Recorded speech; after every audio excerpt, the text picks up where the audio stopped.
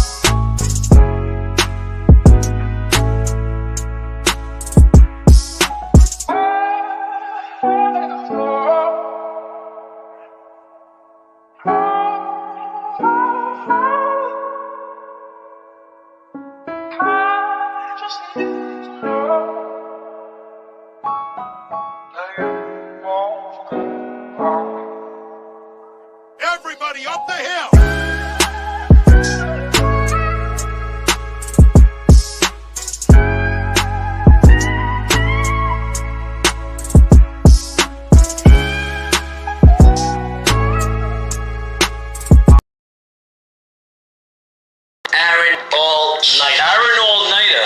Big salute to you. I wanted to give Aaron All-Nighter a shout out at the beginning of the show, and I'm glad you brought that up. We all forgot about that, but we just did. Nah, we didn't forget. It was just like Sandro D was here, and he had a lot to say. About bees on his head. And fucking bees and fucking... Bees on my head, but don't call me a bee. Yo, what? How do you know about Andy Melanakis?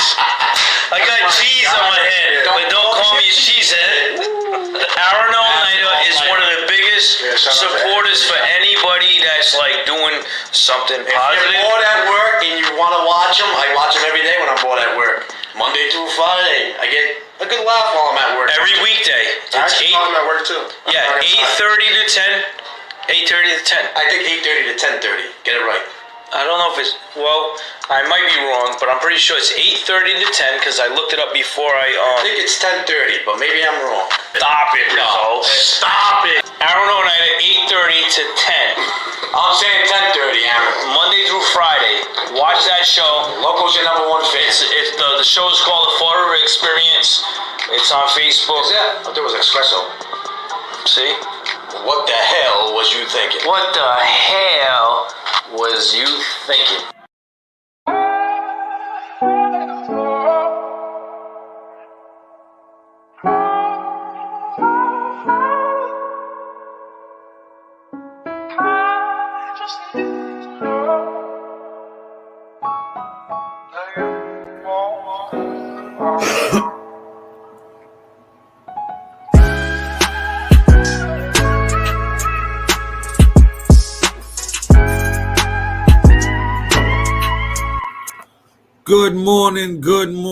Good morning, Fall River. It's your boy Aaron All-Nighter.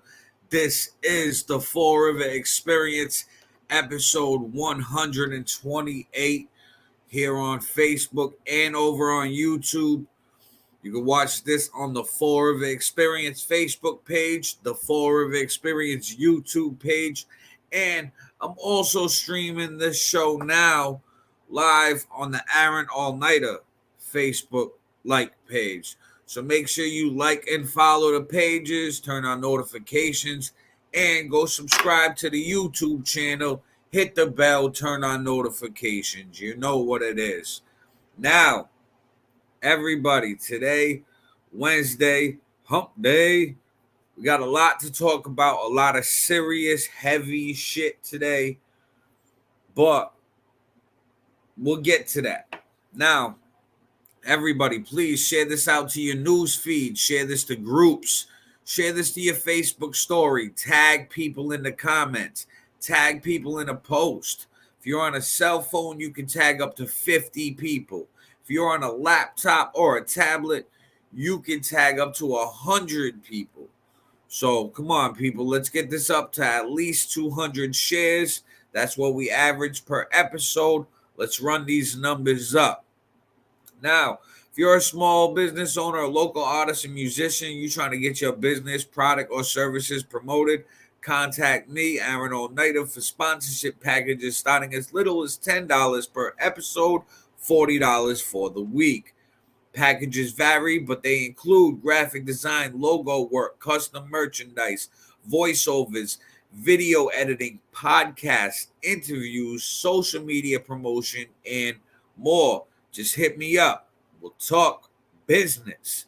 Now, I start and end every episode with community resource informational videos on food pantry, soup kitchen schedules, childcare, and emergency services. If you, a friend, a family member, a loved one, need any of those services, don't be ashamed to utilize them. That's what they are there for.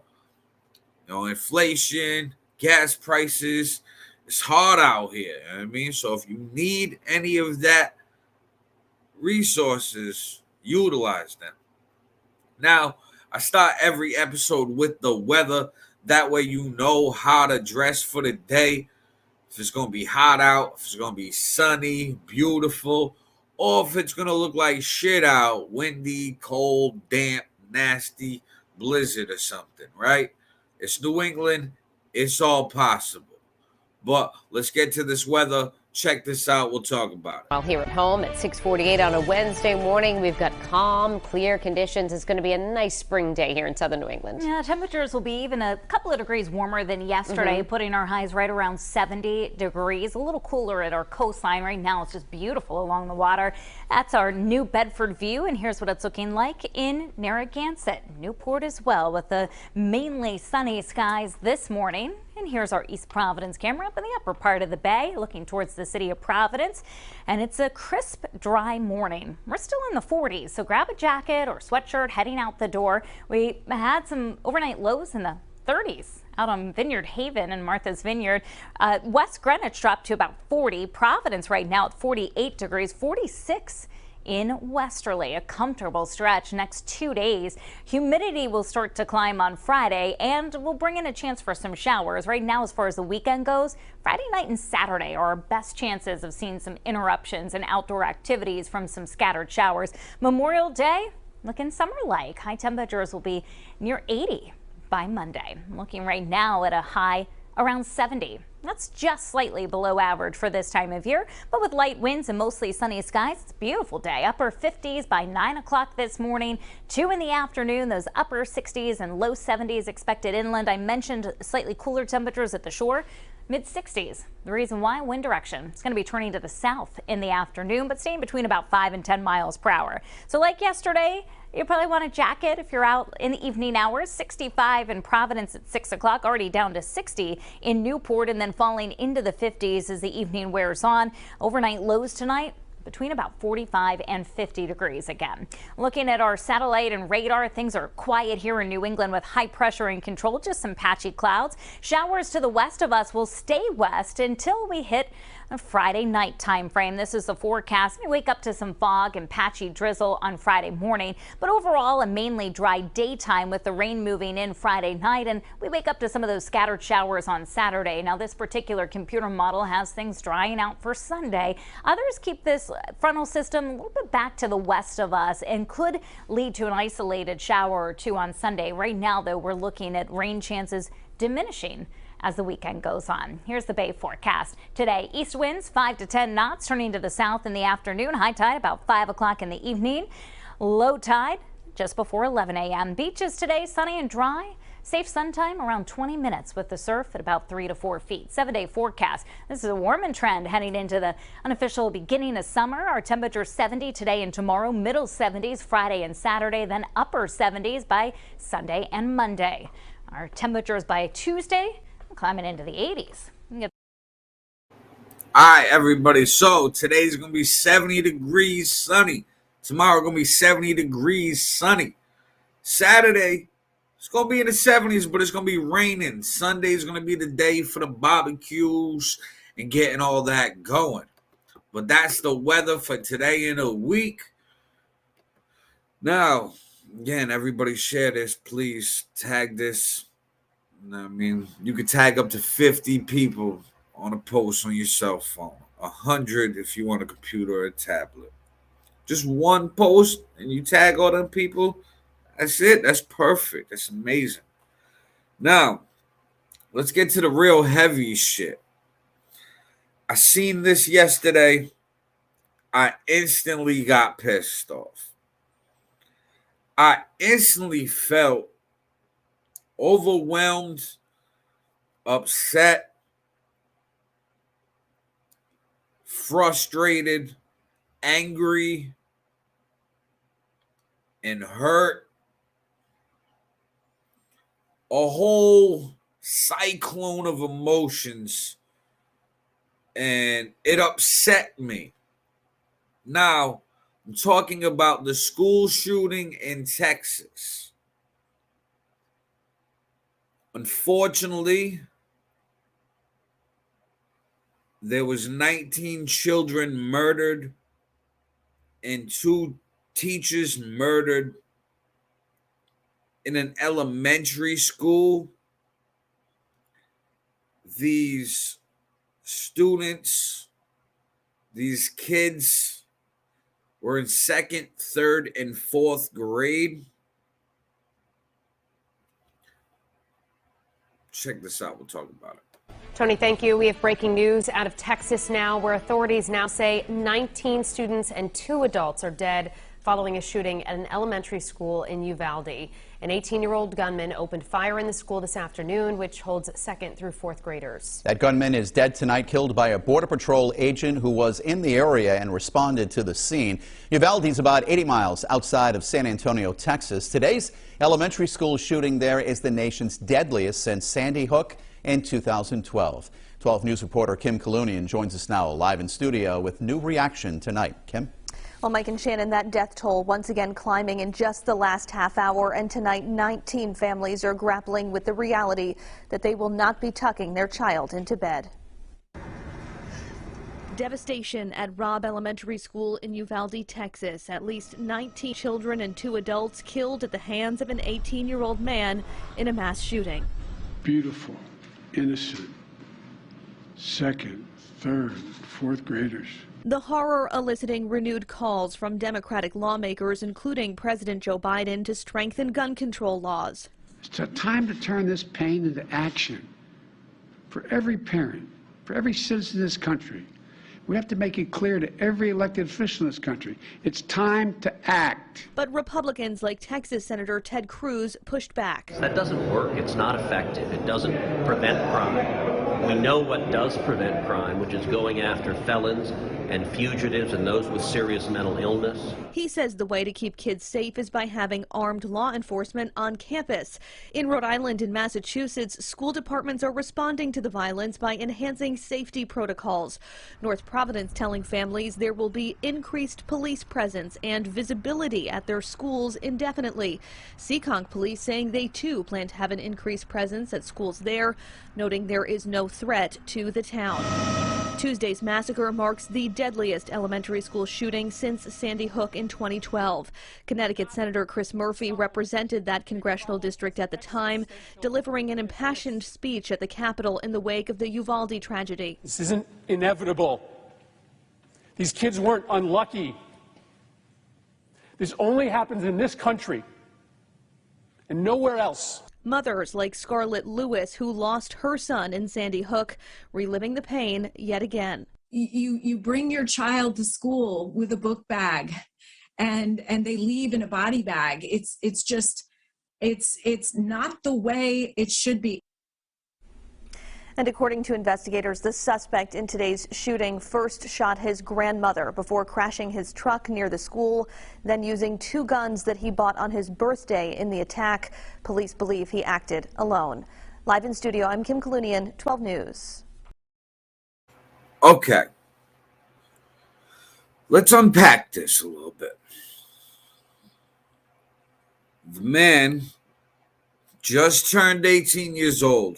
This piece of shit, waste of life, just turned 18 years old, bought a gun on his 18th birthday in Texas, which is an open carry state, which means you can walk down the street with a visible firearm and be fine. So he bought his gun on his 18th birthday, a pistol and assault rifle, killed his grandmother, then went to the elementary school to kill 19 kids and 2 teachers.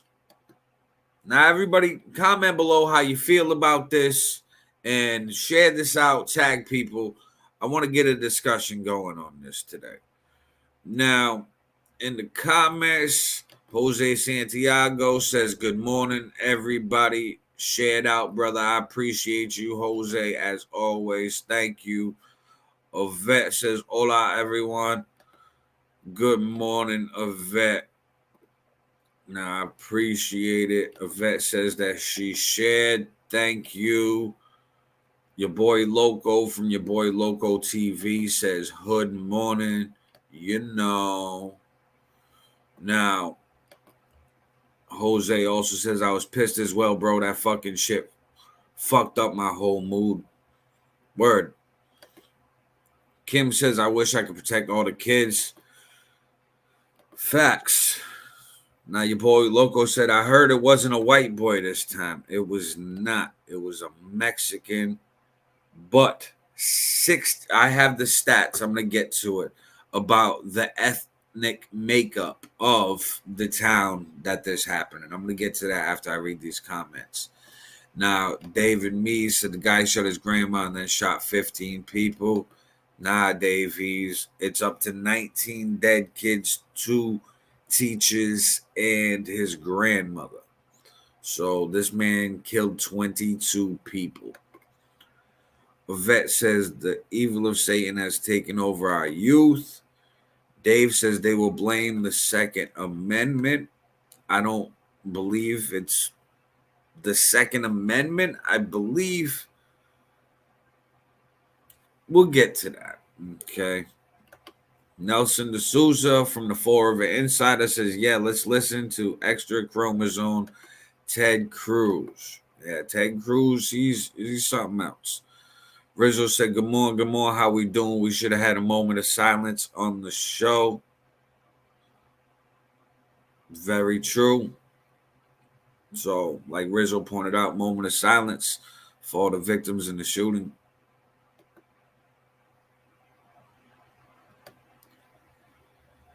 Now, your boy Loco says, during Obama, I strongly believe they staged Sandy Hook. I watched a few docs on it showing the parents were all actors immediately after the news. Democrats are preaching for gun control again instead of grieving. I hope this is fake also because this is sad as fuck.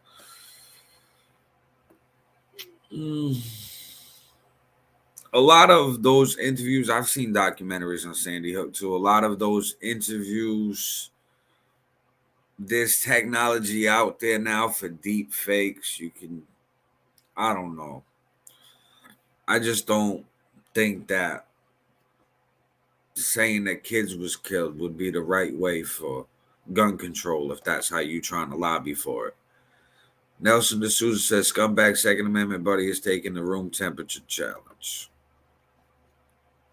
DJ Bobby Boom of Boom Squad Radio says, that's unfortunate you believe that crap. My aunt lived in Texas and knew one of the families that lost their child. Damn. That's unfortunate. Kim Tech Sarah said, fuck your guns. My sister says, good morning. Good morning, sis. Now, DJ Boom, Kim Tech Sarah, Sis, Nelson D'Souza, Loco, Rizzo, David Meade, a vet, please share this out for me, guys. I mean, I appreciate it.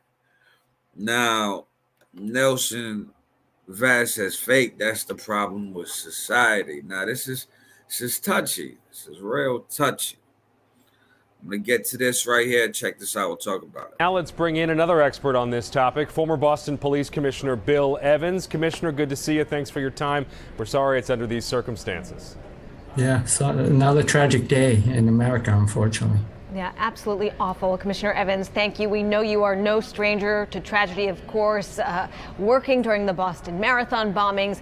So if we could talk about the immediate response to a mass tragedy like this, I would imagine resources in a small town in Texas very different than in a big city like Boston. But what would you expect was going on? Well, I think, again, that's your worst nightmare, obviously, going to these calls. I think we're seeing way too many. You know, we had Columbine, Newtown, you know, we had Buffalo last week, had a Michigan shooting just in December where, you know, 4 people were killed in a school. I think, you know, unfortunately, it's something that's happened way too frequently in this country. And, you know, it's a tragedy to someone to send their child off to school and see 14 young kids, they're adults, and an adult's life taken today. So, again, you know, when I was police commissioner, I think there's just way too many guns out there, and we got to do better in taking guns off the street in this country. And Commissioner, you mentioned how frequently these are happening. A new FBI report shows a 50% increase in active shooter incidents between 2020 and 2021. Of course, the pandemic was going on. It increased isolation for a lot of people. But what else might be behind this spike? And what can we do? That last, you mentioned Buffalo, that was 10 days ago, 10 people were killed. I don't know. Throughout the pandemic, I kept reading how many people were buying guns. It's really peaked.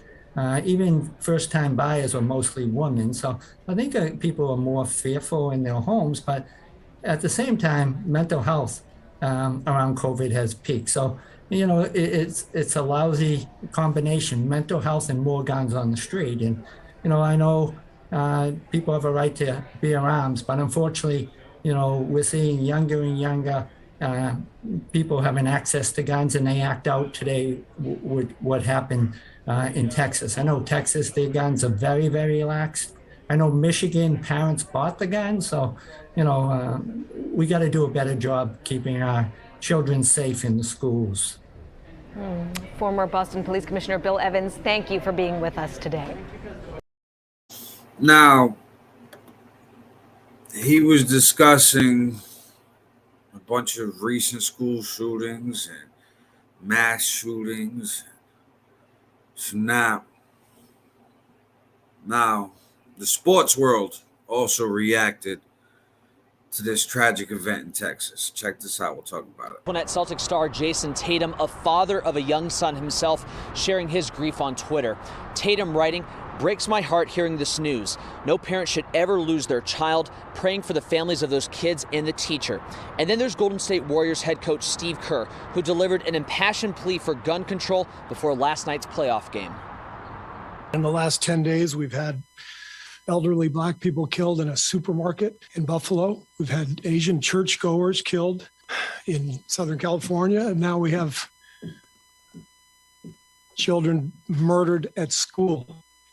When are we going to do something? Retired Patriot Julian Edelman taking to Instagram, writing in part, "We're not doing our job. I don't know the answer. I don't pretend to understand politics, but this is unacceptable." We're live outside the Garden this morning. Matt Reed, WCVB News Center 5.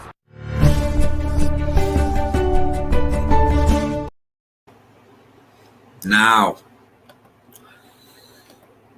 I think with the sports world getting involved with this topic and issue,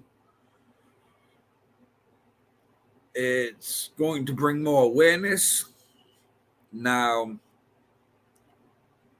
gun cases and mass shootings doubling since the pandemic. That's mental health issues. That's isolation. That's people who normally need to rely on a support system not having a support system. Not only did shootings and violent crimes double, suicides doubled, addiction rates doubled. It's a lot. Now, some local Massachusetts politicians talking about this, because this is going to be a real political fight, whether there's more gun control, less gun control, or no gun control. Check this out. We'll talk about it. The members of the Massachusetts congressional delegation tonight are reacting with heartbreak, horror, and anger. Senator Ed Markey tweeting, "I am horrified by the news of another mass shooting, and my heart breaks for the families of the young children and the teacher killed." Although we learned moments ago it's now 3 teachers. Congress has a moral responsibility to end gun violence now. To those who refuse to act, there are no excuses, only complicity and shame.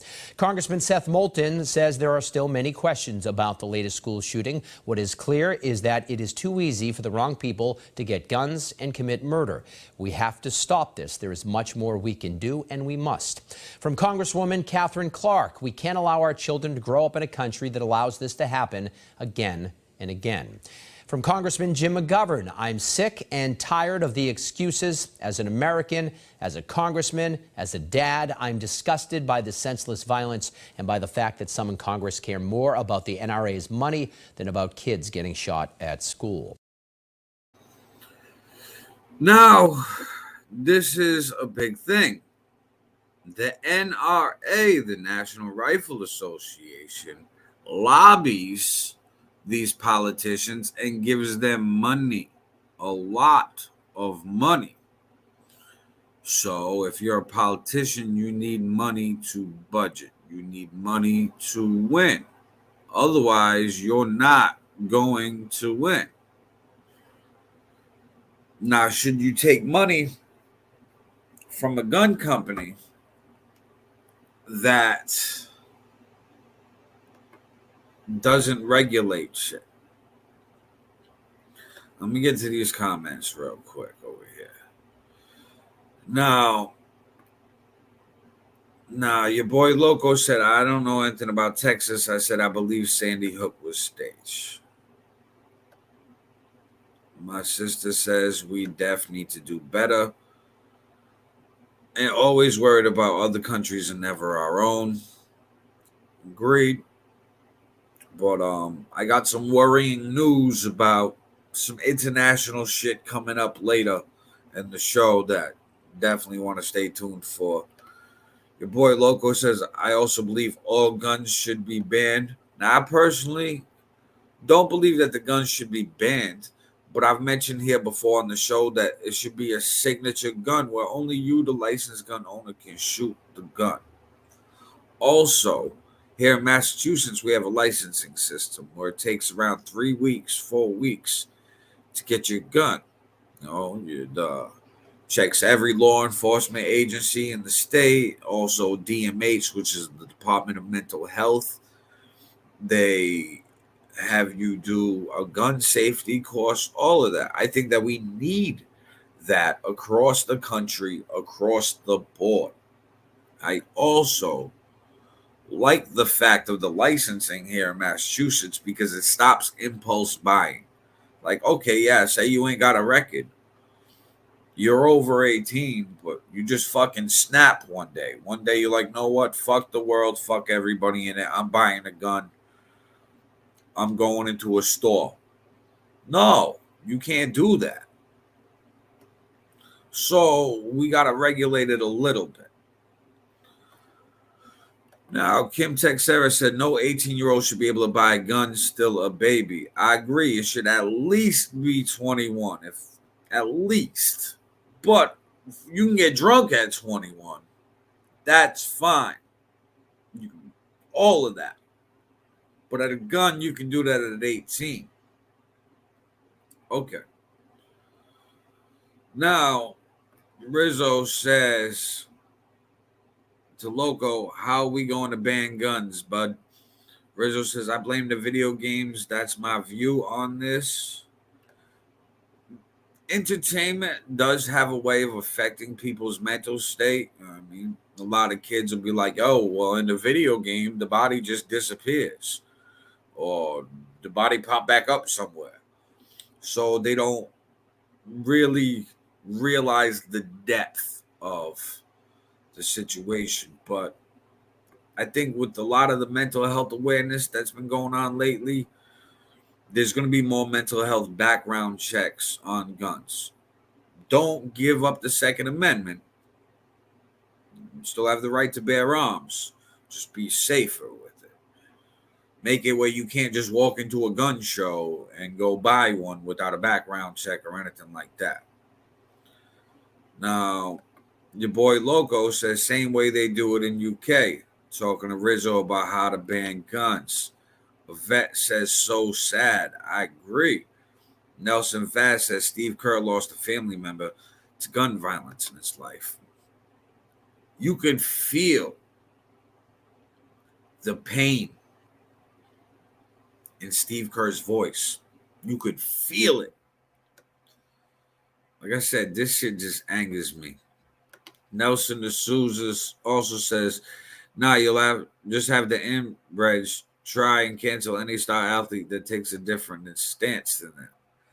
I think that the power with these athletes, yeah, they got a good enough following. You get celebrities and people that have 50, 60, 70 million followers.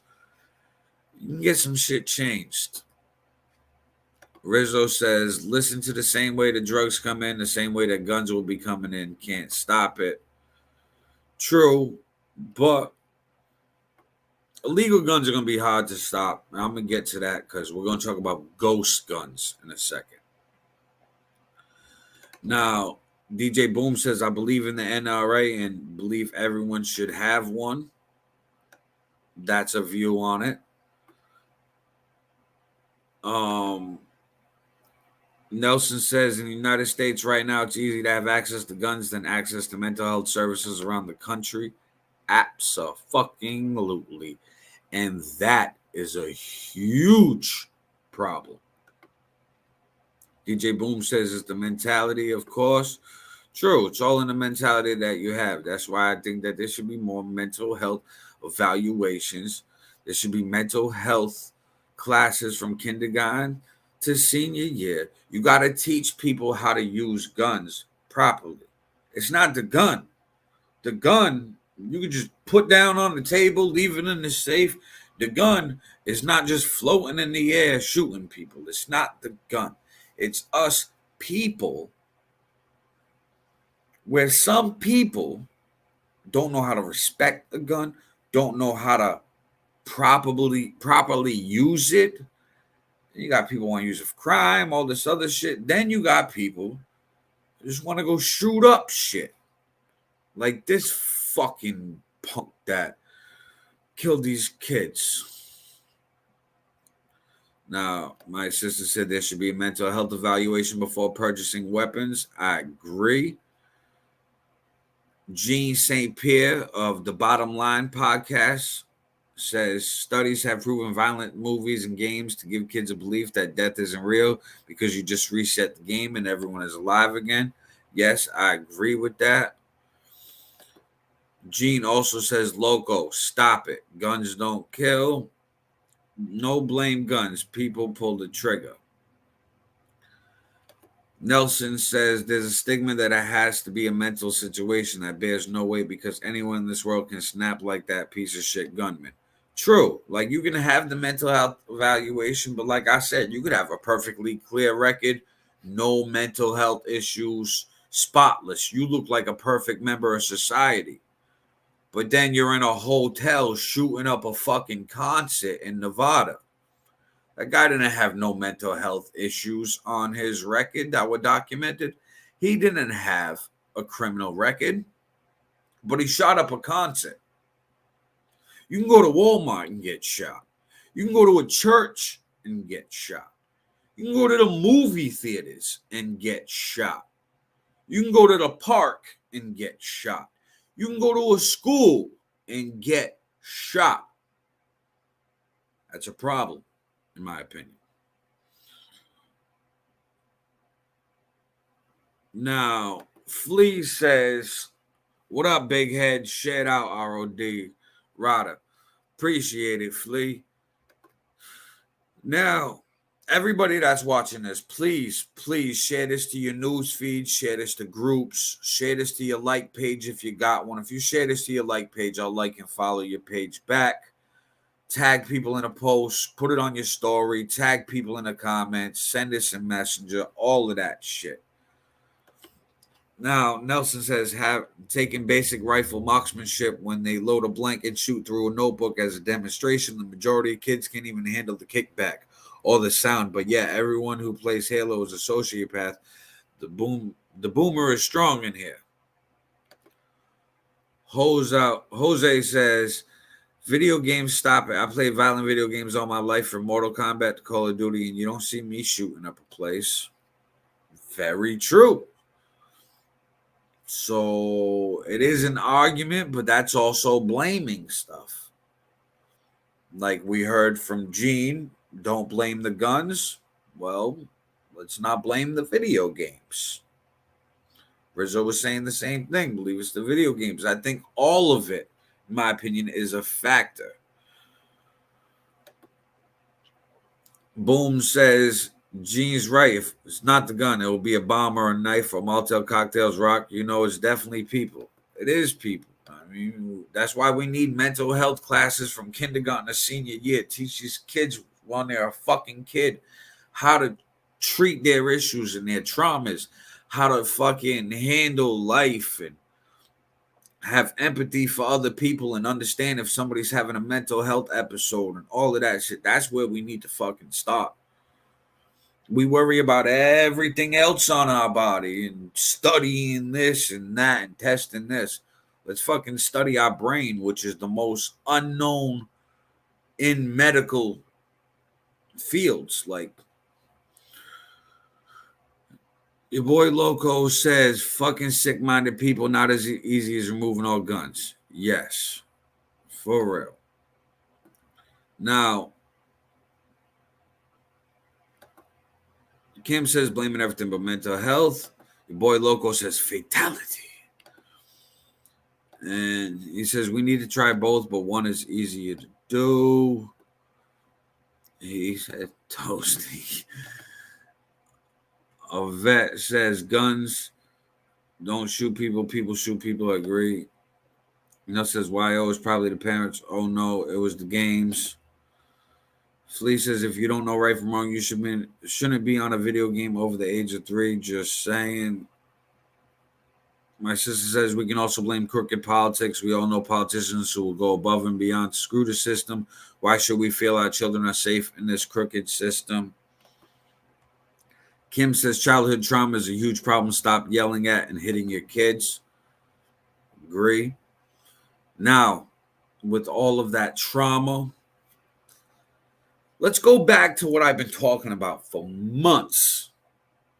It's going to get to the point where parents don't want to send their kids to school because of violence, because of drugs, because of bullying, because of school shootings, because of what's being taught in the classrooms, whatever, maybe an agenda or whatever.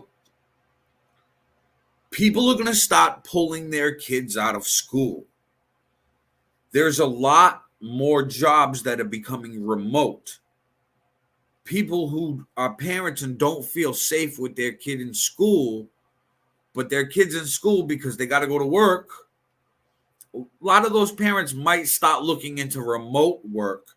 That way they can be home with their child, still work, the kid still goes to school, and it's safer. You can't shoot nobody through a laptop. Now, everybody fights that argument with me. Well, the kids need social interaction. Well, then, hey, fuck it. Once a month, you take the kids out to a field trip. You get out of the house, you get to go somewhere fun. Now you look at that as a fun experience when you're with people. You don't got to worry about bullying, this and that, because everybody's there to have fun. And do these field trips, yes, do all the good ones. Know what I mean, let's go to New York or museums or whatever, right? Ski trips. But also do more field trips in Fall River to highlight the city. Bag. Now, speaking of shootings, check this out. We'll talk about it. The random, unprovoked murder of Daniel Enriquez on board the Q train Sunday morning rattled even hardened veteran strap hangers. It stoked the kind of fear that comes with not knowing who might be the next victim of gun violence. Andrew, anything you want to say for yourself? So you can imagine a wave of collective relief rolling over New York City at the news of an arrest in the case. The accused shooter, 25-year-old Andrew Abdullah, who was taken into custody Tuesday. Police Commissioner Keishant Sewell blamed weak bail laws for giving Abdullah the opportunity to commit yet another crime. Again and again, his repeat offenses were not enough to keep him off our streets. His criminal history stretches back to 2016 and includes charges of felony assault, robbery, attempted murder, and a still open gun charge from 2 years ago. Police officials say they have surveillance video of Abdullah dumping the alleged murder weapon with an unwitting homeless man who then sold it on the street. Police also say they have surveillance video of Abdullah changing his clothes following the shooting. But those seemingly calculated steps do not mesh with Bishop Lamar Whitehead's characterization of Abdullah. I spoke to the family.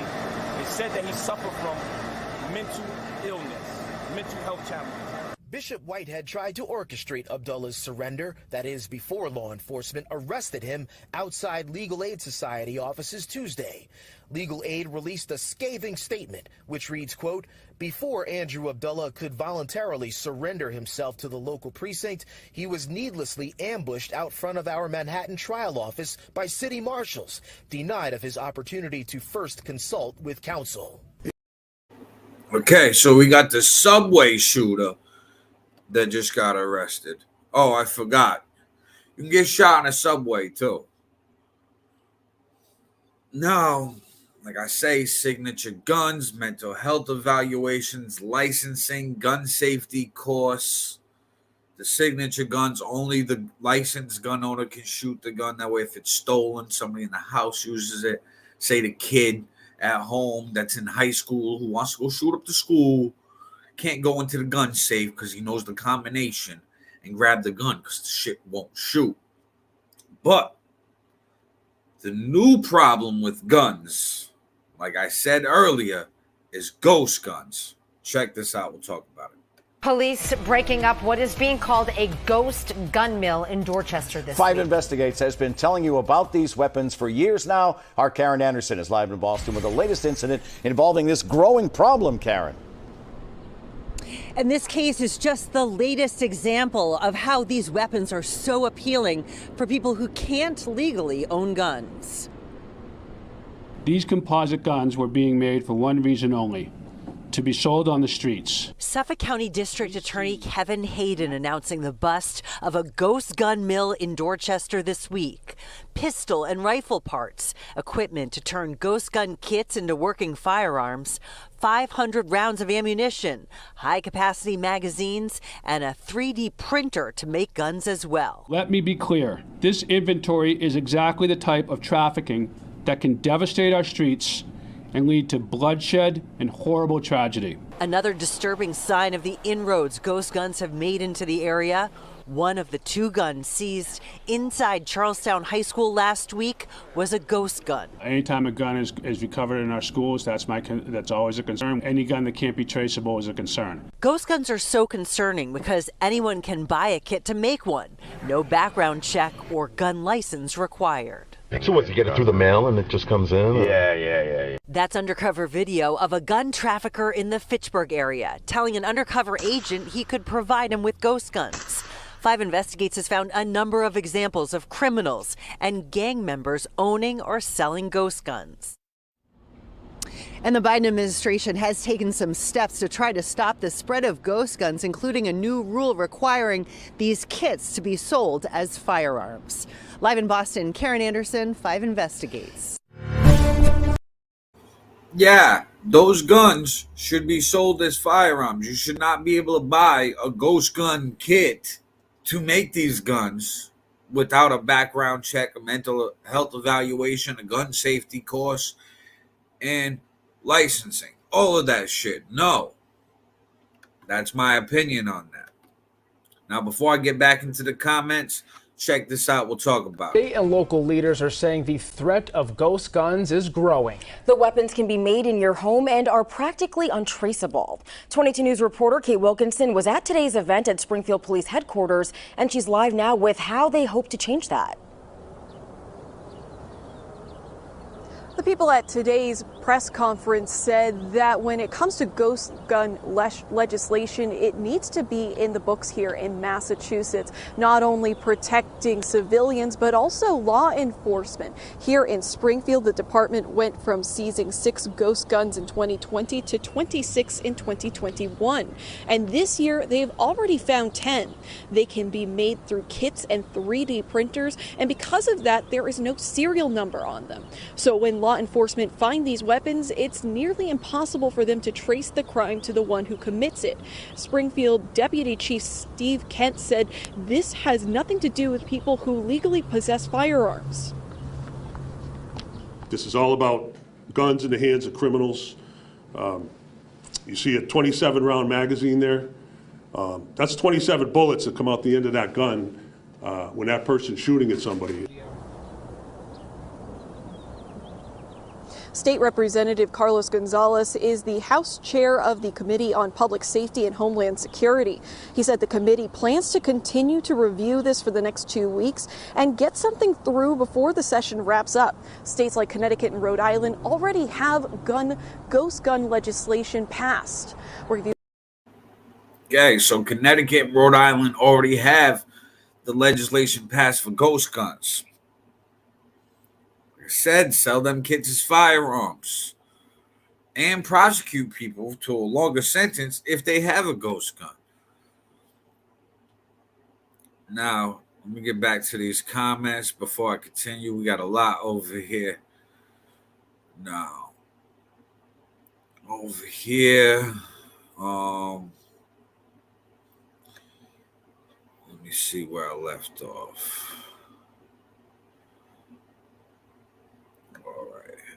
Jose Santiago says, yeah, bro, I was a little nervous sending my daughter today. Shake my head. Yeah, I'd have been nervous too. My stepdaughter in school right now, and I'm sure that she's nervous. DJ Boom says, this crap, I got my ass whooped a few times. It made me better, taught respect. Now, some people learn like that. It was a different day and age. Now, it's different. Flea says, facts. Nelson D'Souza says that physical punishment is why we had so many serial killers, sociopaths, straight up psychos running around. Yeah, I got my ass beat as a kid, but yeah. Now, Flea says, I'm a single mom of 3 boys and they don't listen till I raise my voice, but I don't need to put my hands on them. Yeah, all you gotta do is raise your voice a little bit, talk stern, get on eye level, look them in the eye, get on their level. They'll listen. And then explain why you're mad. That's all. Kim says, my parents beat my ass kid. I've got mental health and addiction issues. Boom said to Nelson, no, that's not why it's the bullying, because parents can't teach their kids to respect each other. Their minds are young. They can only take so much pressure before they pop. True. But sometimes ass whoopings as a kid could make you pop. Now, Nelson says 36% of serial killers experience physical abuse, 26% experience sexual abuse, and 50% experience psychological abuse. But yeah, beat your kids. Nelson's got serial killer stats on deck. Knows all about serial killers. I'm nervous about Nelson now. And my sister says to Jose, I was nervous sending my daughter today and will be on edge for the rest of the school year, as I am always on edge every day. Gene said he grew up in the 50s, got his ass beat weekly. He needed it. Abuse is not the same as punishment. Some people go overboard, and those are the kids that become mentally affected later. No easy answer. Letting kids do what they want isn't the answer. It isn't. I believe it just needs to be more communication. My mother says it depends on what age you were playing Grand Theft Auto. Some parents think it's okay to have their kids play games before they even start school. Oh, look, she plays that game so well as her body explodes. Shake my head. A vet says another way to keep the people in the house. Nelson says some parents lose control because of their own undiagnosed issues, take out their aggression on babies and show them violence is the answer. Rinse, repeat. I agree. So does Flea. Nelson says no city or town is immune to this violence. All city and towns need to remain vigilant. With 2 shootings in just days, there's a problem. I agree. And COVID made it kind of rough. My sister says, as long as I live, I'll blame the government for everything. Crooked motherfuckers everywhere. Same way drugs got into the country is the same way illegal guns are passed around. Crooked politicians, crooked cops, crooked people that hold power over the system. Yes, there's a lot of bad apples. There's good apples out there too, but politicians, like I said, a lot of politicians with the NRA gives huge donations. Multi-million-dollar donations to these politicians. So these politicians are obligated to vote in favor of the NRA. Otherwise, the NRA pulls their funding, and then this politician can't get into office. So it's a double-edged sword.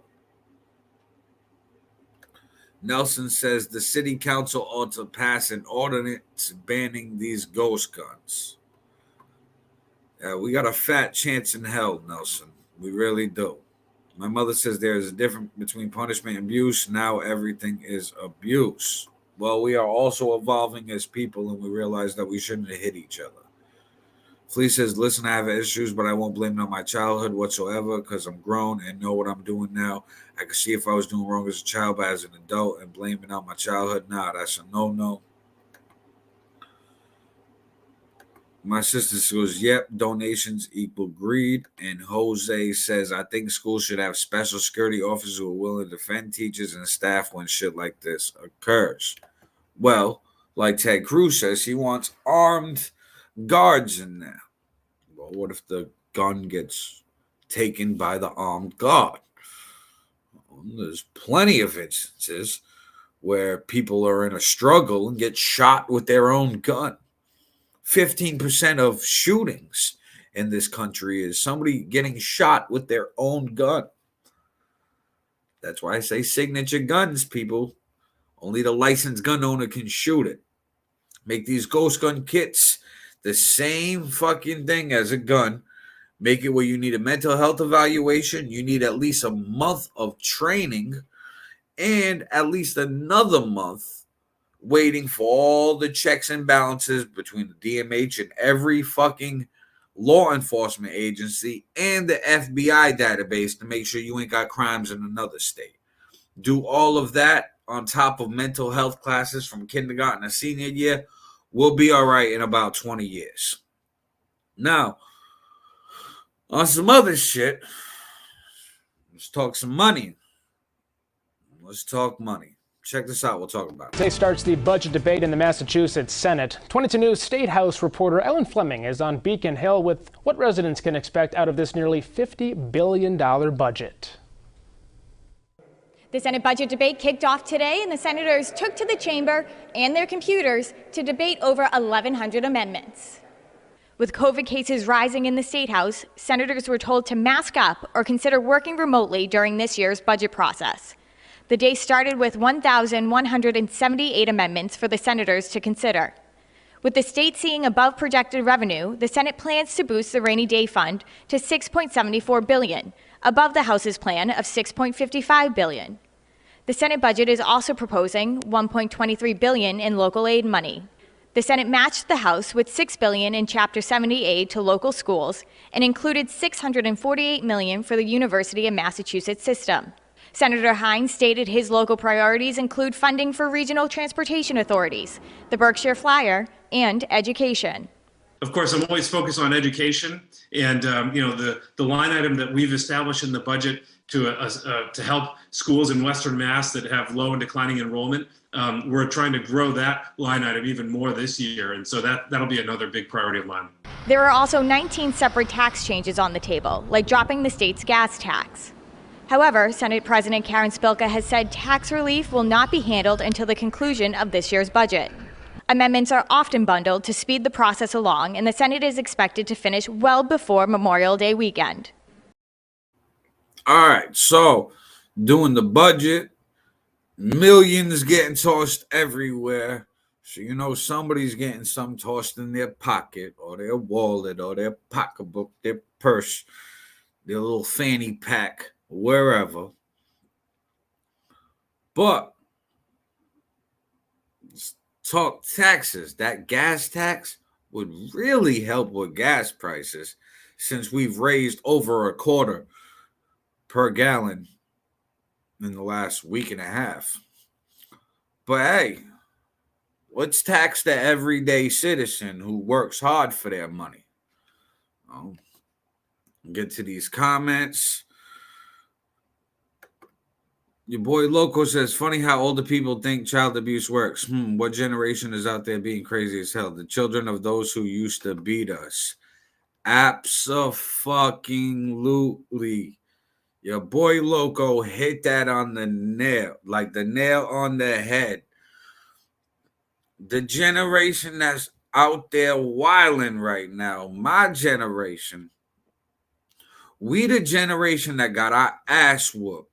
We the generation that got yelled at, mental, physical, and emotional abuse. That was our generation. Well, most of my generation is either dead or in jail or addicted to something. I'm just being real.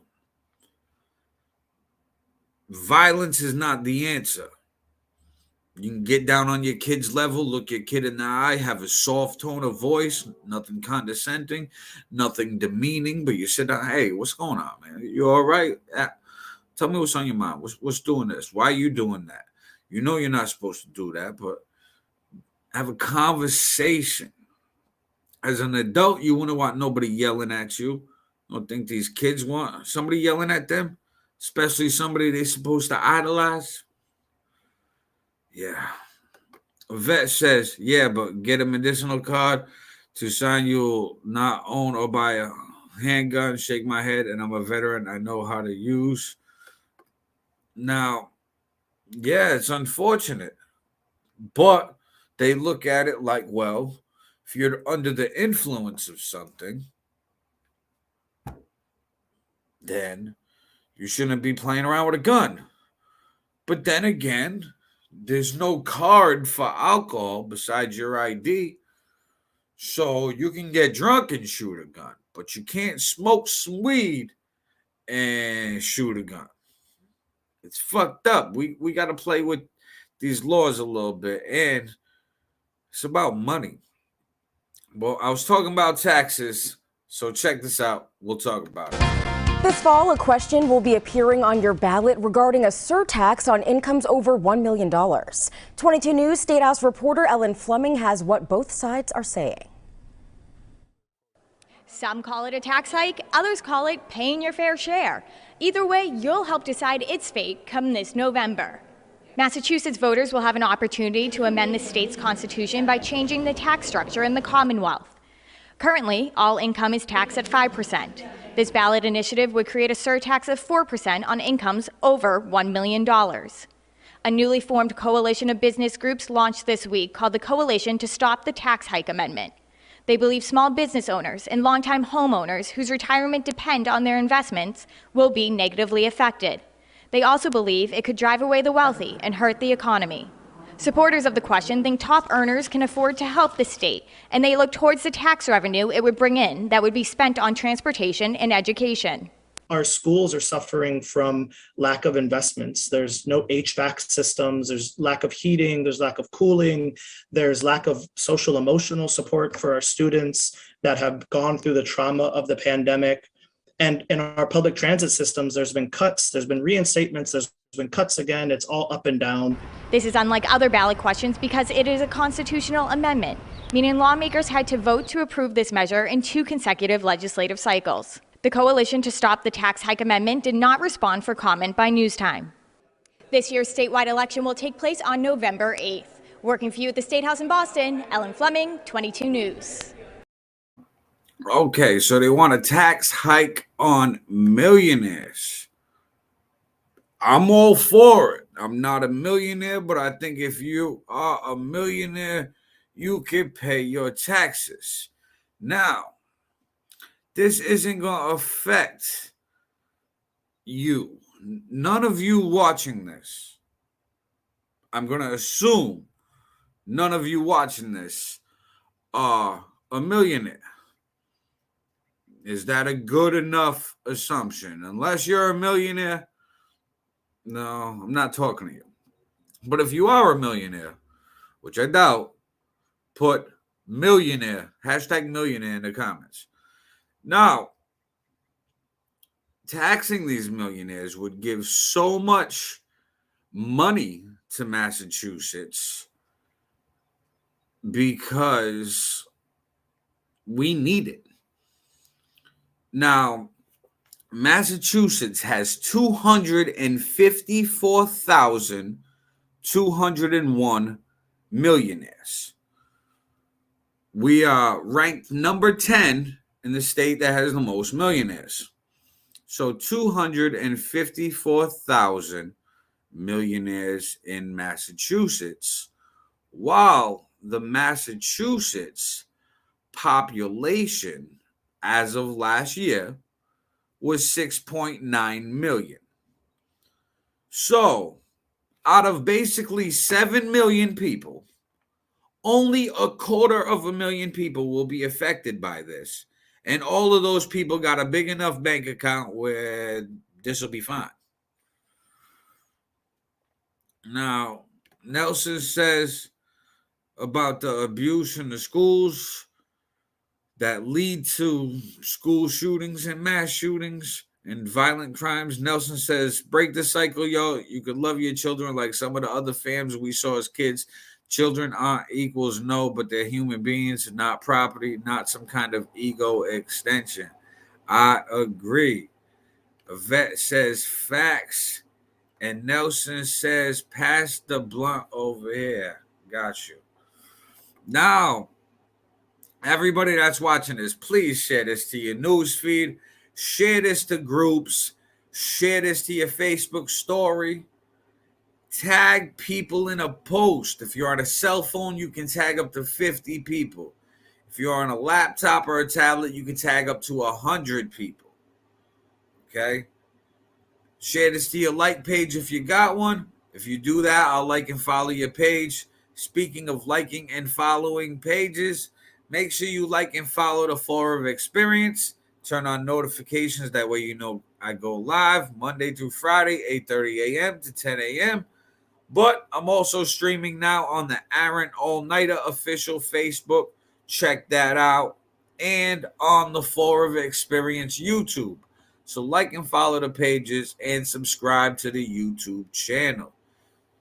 Now, got some other shit since Nelson just wanted me to pass the weed. Check this out. We'll talk about more breaking news. The Rhode Island House has followed the Senate and approved the bill making recreational marijuana legal. 12 News reporter Steph Machado joins us live from the State House with an update. Steph?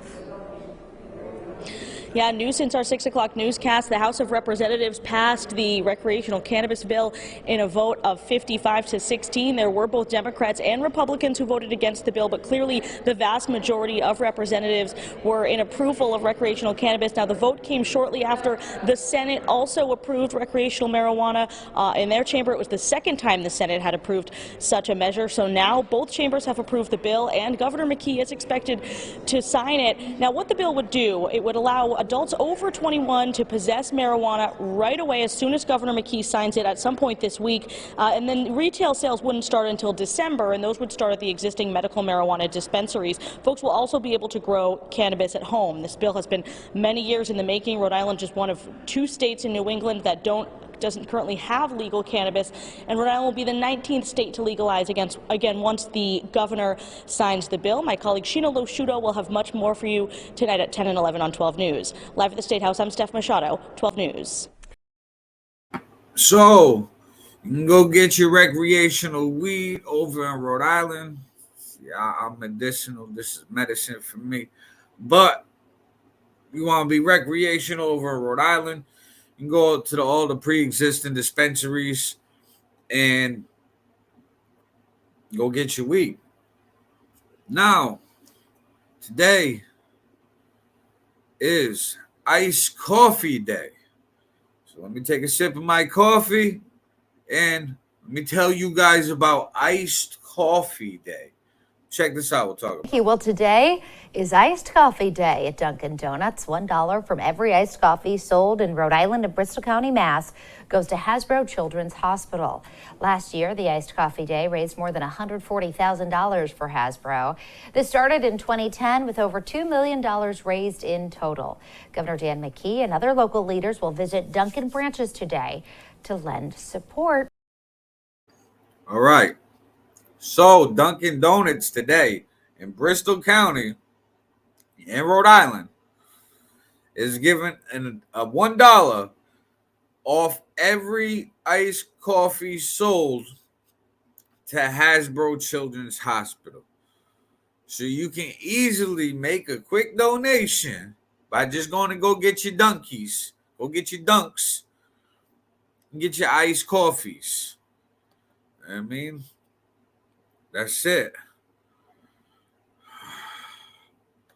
Now, Nelson says, for the first time in history, we just participated in a social media blunt pass. It's how we do here on the Fall River Experience. So share this out. We average 200 shares per episode. I'm in Facebook jail, people. I'm depending on you guys. I need your help.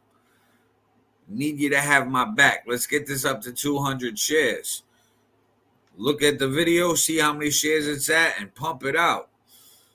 I mean, you can share up to 50 times. Like, that'd be fucking amazing. People share memes. Share this. Nelson says, I want to know who voted against so I can take a dump in their mailbox. For real. Who is doing that?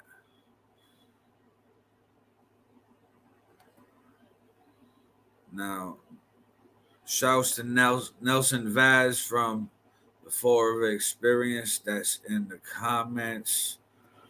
We got through iced coffee day. $1 off each iced coffee from Dunkin' goes to Hasbro. Word. Now, on some weird ass shit. We're talking about corrupt politicians. Let's talk about some weird shit. There was an assassination attempt on a former president. Check this out. We'll talk about it. Well, hey there, Cherie. The FBI has been watching this suspect closely for more than a year now. FBI Joint Terrorism agents picked him up this morning, and he spent the afternoon here in federal court. Shihab Ahmed Shihab in federal custody for 2 alleged plots foiled by the feds. According to a newly unsealed criminal complaint against the 52-year-old, he planned to kill former President George W. Bush and smuggle Iraqi nationals into the U.S. through the southern border to help carry out the attack. Telling a confidential source, they wished to kill former President Bush because they felt he was responsible for killing many Iraqis and breaking apart the entire country of Iraq. About as serious as it gets. Harry Trombitas retired in 2012 after almost 30 years with the FBI. He says agents spend months and even years building cases to make sure they're airtight. You have to be able to prove that they have taken steps towards completing that plot and, that it was more than just an idle threat. Federal investigators say Shihab flew to Dallas in February to conduct surveillance of the former president's home and looked at guns and fake law enforcement uniforms. Those are overt acts that indicate that this plot was for real. Shihab is an Iraqi citizen living in Columbus since September 2020. The criminal complaint says Shihab told a confidential informant he came to the U.S. through a visitor visa, which he indicated he obtained through the assistance of a corrupt Iraqi American contractor at the U.S. Embassy. According to the feds, he also applied for asylum. According to an FBI application for a search warrant obtained by WNWT, Shihab was concerned regarding his pending immigration asylum application and may get married to a woman who is a United States citizen in order to obtain immigration status. All right, Shihab also made claims he has ties to ISIS. He is facing 2 federal charges that carry up to 30 years in prison if he is convicted. He's due back here in federal court at the end of the week for a bond hearing. We're live in. So Shihab Ahmed Shihab. Say that 3 times fast. Shihab tried to kill former President George Bush W. because he felt that Bush was responsible for breaking up Iraq and killing millions of Iraqis. We kind of did when we went over there. Nobody likes Bush. You had the one guy who threw a shoe at him. Jadakiss don't like Bush. Bush knocked down the towers. Yeah. But damn. Now, we had George Bush Sr. We had George Bush W., which this guy just tried to kill. But there's more George Bushes. There's a whole bush of George Bushes. Check this out. We'll talk about it. Let's get to Jason Whiteley. He has been following the primary elections today, the runoff. Yeah, there are a number of stories going on. The election's just the latest. And what happened in Uvalde, Cynthia, that's going to dominate Texas politics for weeks to come here, too. Let's get straight to the results here, too, because the biggest race of the night is the Republican runoff for Texas Attorney General. The incumbent, Ken Paxton, easily defeating George P. Bush. Remember, Republicans lined up against Paxton, saying he is vulnerable because of his ongoing legal problems. But tonight, conservative voters gave Paxton the nomination. Paxton is going to face Democrat Rochelle Garza in November. She is a former ACLU attorney from the Rio Grande Valley. She defeated Joe Jaworski, the former mayor of Galveston, this evening. Sticking with Democrats, though, on the statewide level, Mike Collier headed for a rematch against Republican incumbent Dan Patrick for lieutenant governor this fall. Collier defeated State Rep Michelle Beckley from Dallas this evening. And for the first time since 1992, someone other than Eddie Bernice Johnson is likely going to Congress to represent southern Dallas County. EBJ is retiring, as we have reported, and her hand-picked successor, Jasmine Crockett, is defeating Jane Hamilton so far.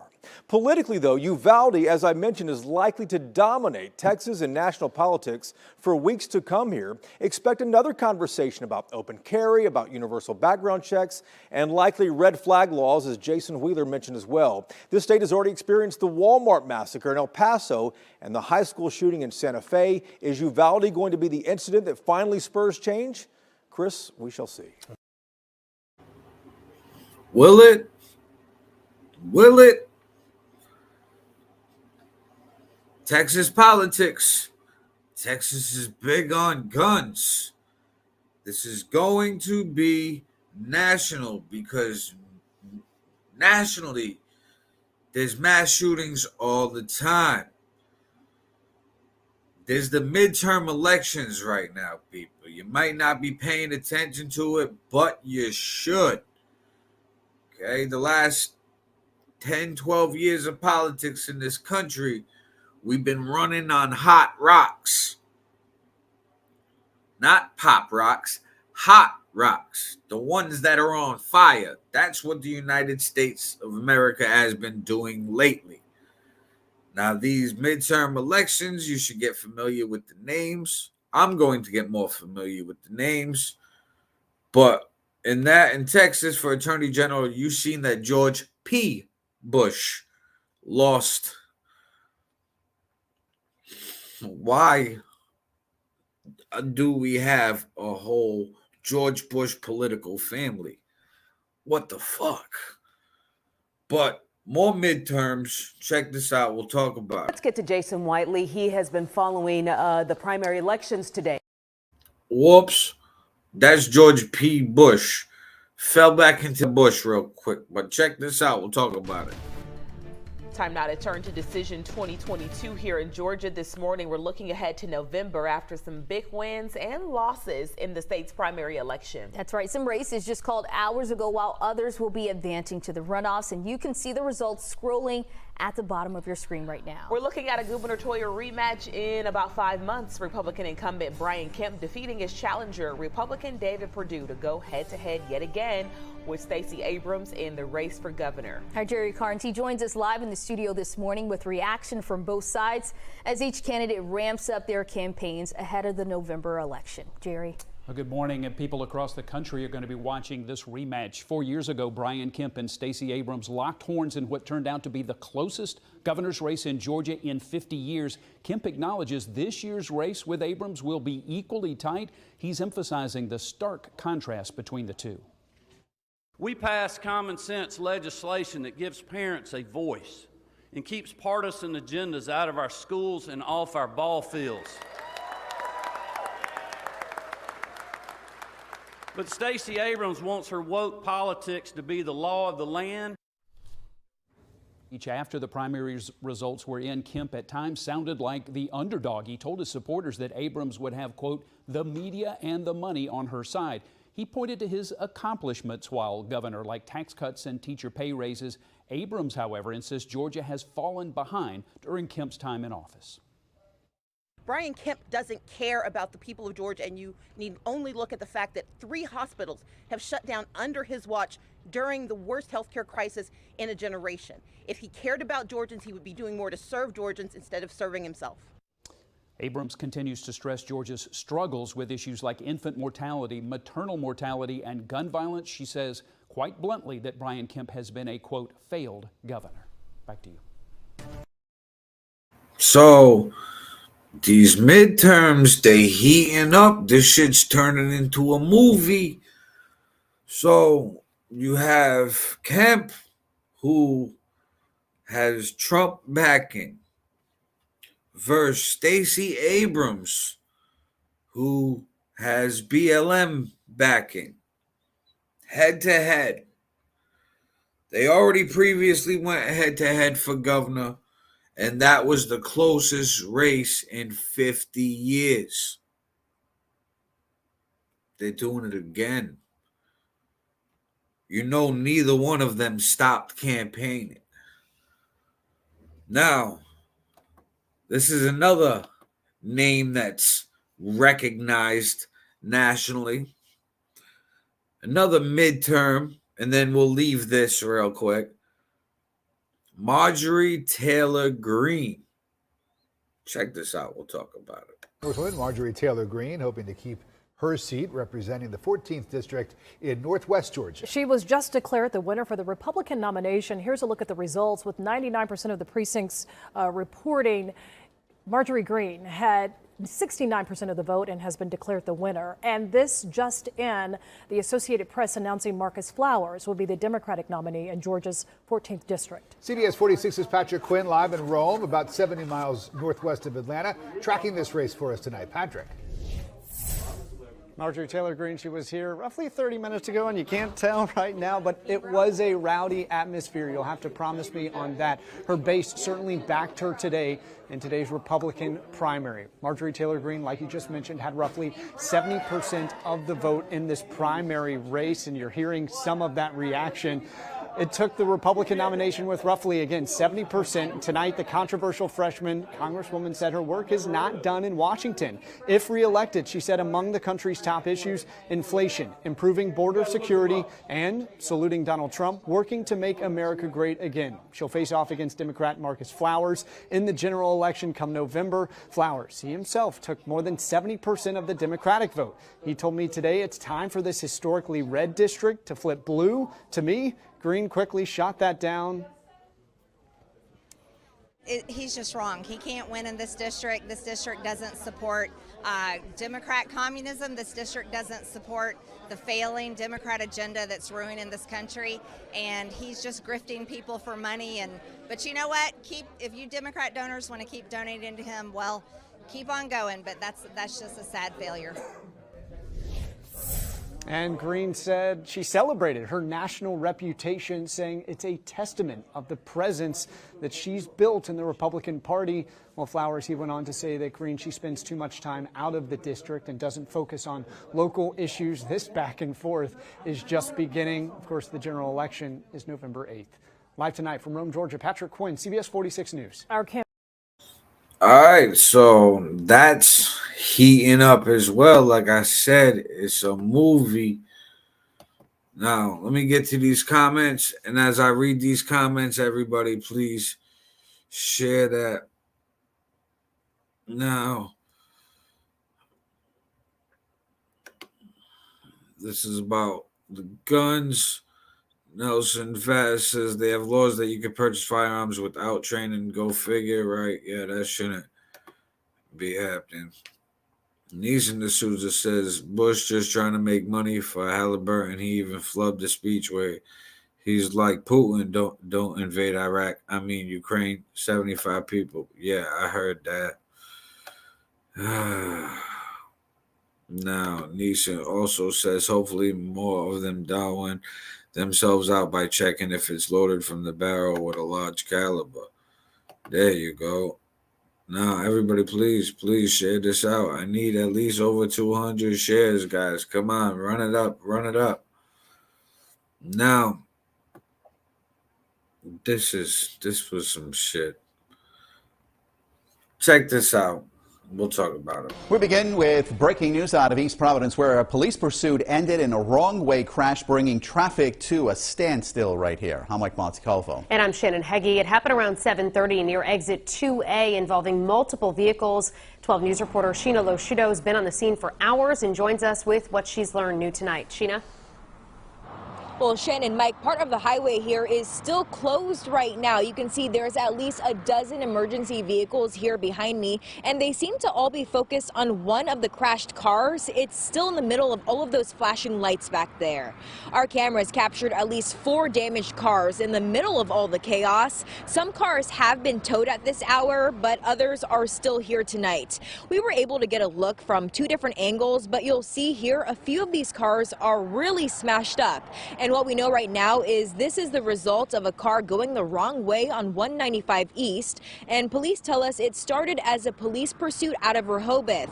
And it looks like several cars were involved, while hundreds and hundreds of cars were stuck in standstill traffic. Now, police were able to get all of the cars that were stuck through this portion of the interstate, but it is still shut down. A portion of it is still shut down at this hour. So if you go through here, police will have you go around. While we were here tonight, we did see people get into ambulances, but we're still working to find out just how many people were taken to the hospital and how they're doing. Plus, we're still working to learn if anyone is facing charges. We'll bring you the latest as we learn it. For now, we're... All right, everybody, drive safe. No police chase. This is not Grand Theft Auto.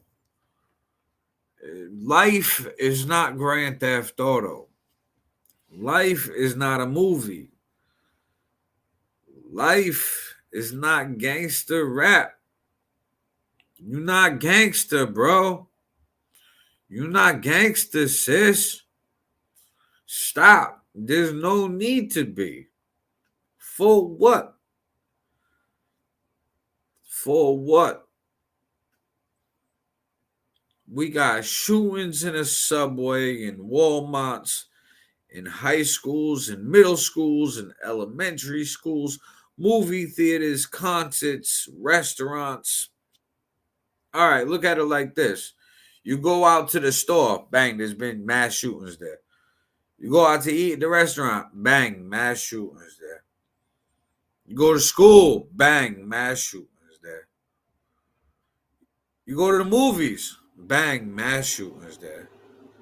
You go to the church, bang, mass shootings there. You go to the synagogue, bang, mass shootings there. You go to the mosque, bang, mass shootings there. Where can you go? When will we fix it?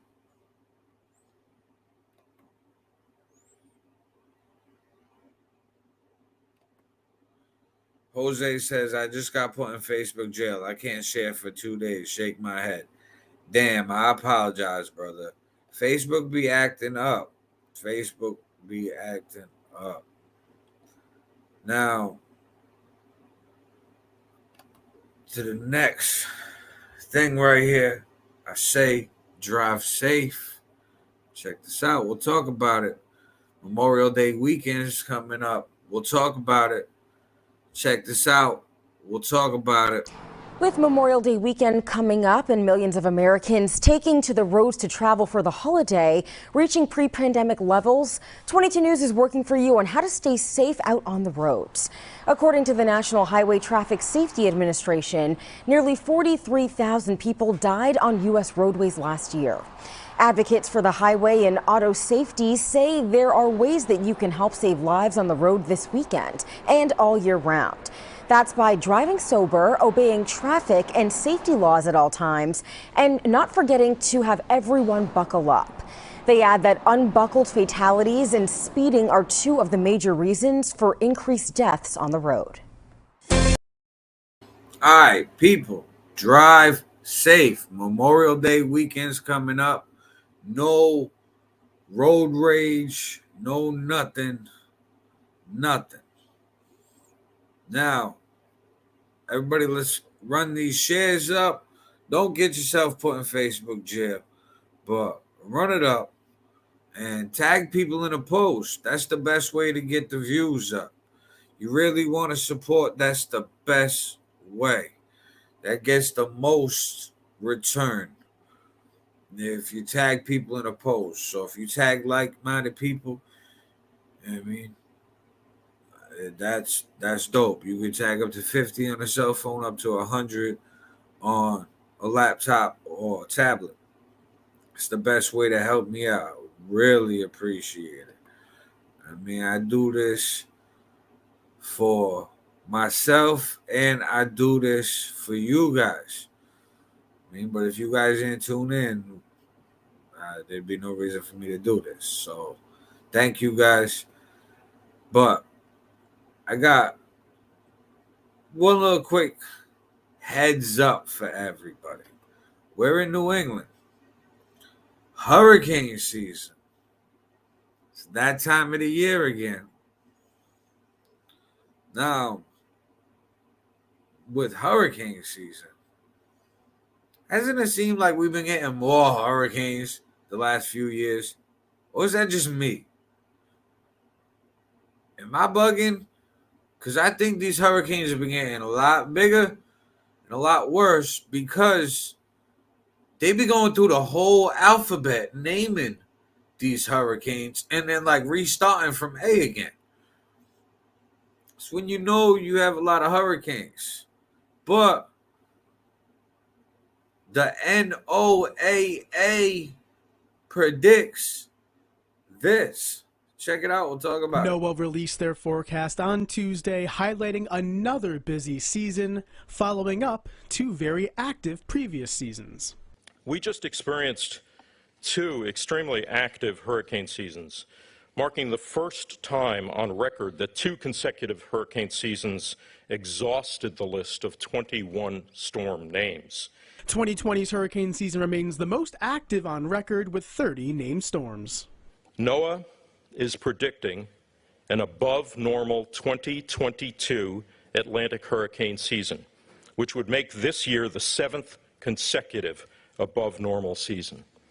NOAA is predicting a total of 14 to 21 named storms, with 6 to 10 of those becoming hurricanes. Of those 6 to 10, 3 to 6 storms are expected to reach major status of Category 3 or stronger.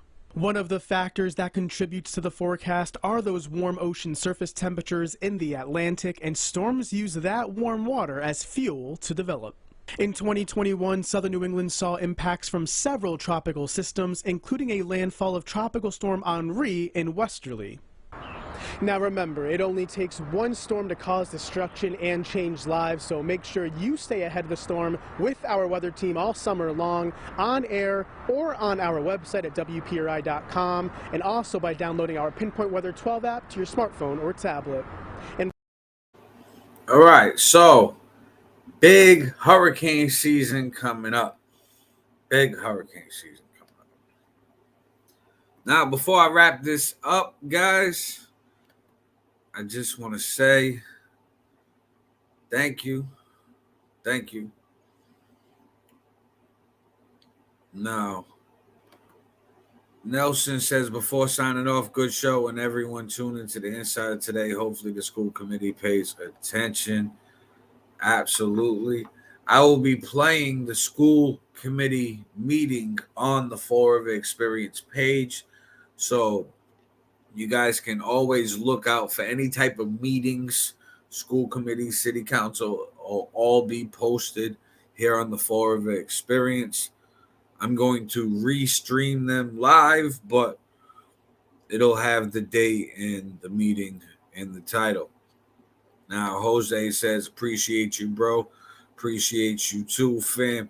Yvette says, later, have a blessed day. You too, Yvette. As always, Jose says, everyone be safe. Nishan D'Souza says, here come the old balls. This propaganda. Global warming isn't real. Captain Planet is a groomer. We got to do better than them. Leave the kids and grandkids a world that doesn't have the perfect storm every other weekend. No, I hear that. And Flea says, salute, Ryder. Salute, Flea. Now, everybody, If you are a small business owner, a local artist, or musician, you want to get your business, product, services promoted, contact me, Aaron All Night. I can get it out on the Fall River Experience as little as $10 per episode, $40 per week. I mean, I can put you on a commercial. I can make a flyer for you, put it on the page, make a logo, graphic design work, video editing, custom merchandise, and more. You can also hit me up for the Just a Kid from Fall River clothing line. There's pictures on the Fall River Experience Facebook. And let's work. Now, I start and end every episode with community resource informational videos such as soup kitchen, food pantry, childcare, and emergency care services. So if you, a friend, a family member, a loved one need any of these resources, don't be ashamed to utilize them. That's what they're there for. Also, I want to shout out today's sponsor from the Community Preservation Act. Get some more information out there. It'll also be played right after the Your Boy Loco shout out. And shout out to Your Boy Loco TV. Shout out to DJ Boom Flea from Boom Squad Radio. Shout out to the Fall River Insider for tuning in. Shout out to Mean Gene from the Bottom Line on the Fall River Reporter for tuning in. And shout out to every one of you that tuned in. I appreciate it. Much love. Even if you click play for a few seconds and you hated it, thank you for tuning in and trying it out. To all my loyal viewers, Team All Nighter, you know what it is. Everybody be good, drive safe. You know, you're starting to plan your Memorial Day weekend and where you're going and where you're driving to. Some of you might be starting your trip soon. Be safe. No road rage. Don't shoot nobody. Don't shoot nobody. And if you have mental health issues, please contact somebody. Talk to somebody. Reach out to a friend, family member. Just get it off your chest. Write it down. Go for a drive by yourself. Scream out the fucking window. Do something. Don't commit a mass shooting.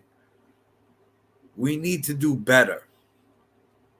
It's not the guns that shoot. People put the bullets in. People do the shooting.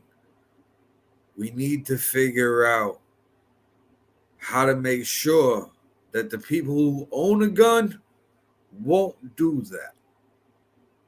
There's got to be a way. We figured out a bunch of other shit. We can figure this one out too. Kids is dying. And it shouldn't be happening.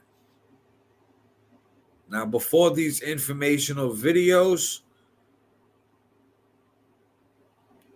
I will be playing a moment of silence for the young kids who unfortunately were murdered in a mass shooting and the teachers that were killed as well. Now, you already know what it is. It's your boy Aaron All Nighter. It's the Fall River Experience. Monday through Friday, 8:30 a.m. to 10 a.m. Sometime a little over. But, yeah, be good. It's your boy All Nighter. Fall River, you know.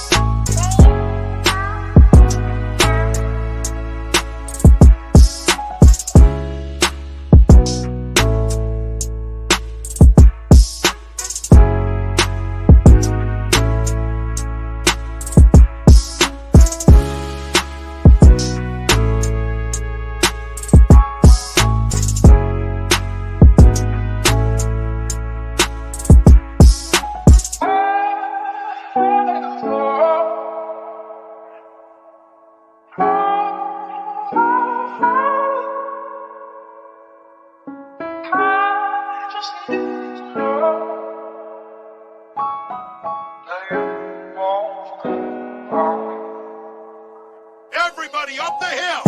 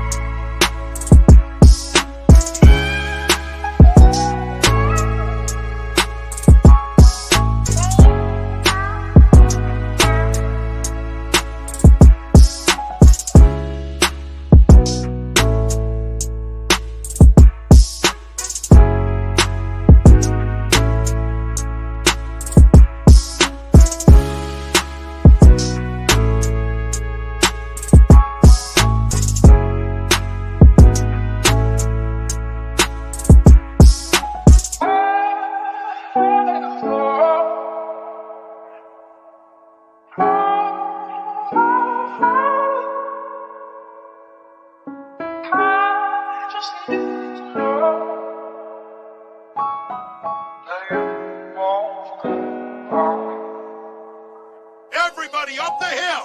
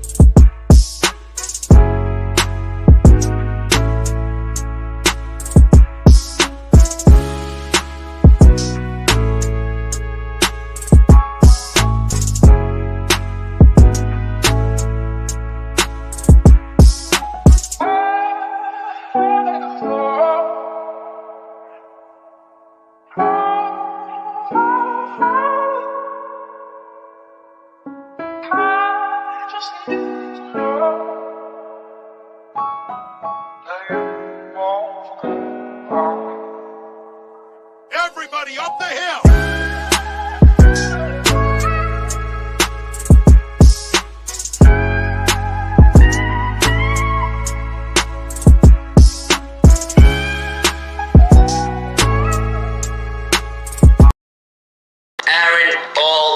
Aaron All-Nighter. Big salute to you. I wanted to give Aaron All-Nighter a shout out at the beginning of the show, and I'm glad you brought that up. What we just did. Nah, we didn't forget. It was just like Sandro D was here, and he had a lot to say. Yeah, about bees on his head. And fucking bees and fucking... Bees on my head, but don't call me a bee head. Yo, what? How do you know about Andy Melanakis? I got cheese on my head, but don't call me a cheesehead. Aaron All-Nighter is one of the biggest supporters for anybody that's like doing something positive. If you're bored at work and you want to watch them, I watch them every day when I'm bored at work. Monday through Friday, I get a good laugh while I'm at work. Every weekday. I actually call them at work too. Yeah, 8:30 to 10. 8:30 to 10. I think 8:30 to 10:30. Get it right. I don't know if it's, well, I might be wrong, but I'm pretty sure it's 8:30 to 10 because I looked it up before I think it's 10:30, but maybe I'm wrong. Stop it, no. Stop it. Aaron All-Nighter, 8:30 to 10. I'm saying 10:30, Aaron. Monday through Friday. Watch that show. Loco's your number one fan. The show is called The Fall River Experience. It's on Facebook. Is it? I thought it was Espresso. See? What the hell was you thinking? What the hell was you thinking?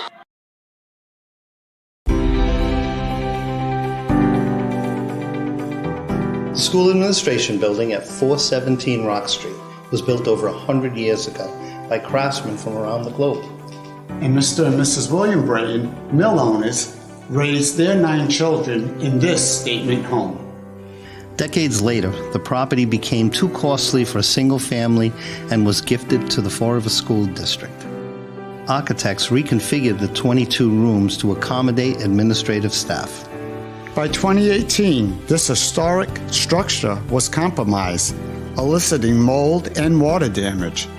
Once dubbed the last big house on the hill, this extraordinary piece of architecture was in poor condition. Care was shown to restore artistic elements, including the circular railing and banister, chair rails, crown molding, antique and oak flooring. And the building is now handicap accessible. Roof work was the primary concern for the Brayton House. This new pitch surface directs water to a modernized drainage system. 10 years ago, Fall River residents voted to adopt the Community Preservation Act, which allows for a 1.5% surcharge on property tax bills to incentivize history, travel, diversity, and recreation. CPA funds have supported thousands of significant projects in Massachusetts. Thank you for your continued interest in community beautification and betterment.